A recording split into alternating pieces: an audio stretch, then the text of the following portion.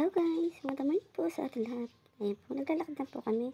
Punta kami po sa aming halamanan. Kami po ay maglilinis ng aming tataniman. Kaya guys, ayan po guys, malayo-layo din po sa aming bahay. Yan, puro puno po yan ng mga niyog. At ang baba po niya ay yung taniman po siya ng palay. Siyempre, pag tag-ulan po, ang tanim po dyan ay mga palay. Pag tag-araw naman po, ang tinatanim po dyan ay mga gulay po. Halos pa mga hanap buhay po ng tao dito ay managhahalaman. Yan po. Malalawak po ang mga lupain dito.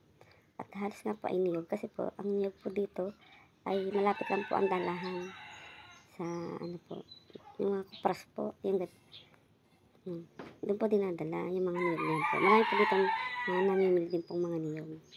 Siguro po ngayon, ang niyog po ay mahal kasi po, pumagyo po. Kaya yan guys, magandang morning po muli sa ating lahat. Thank you po, bye bye. Thank you for watching, bye bye.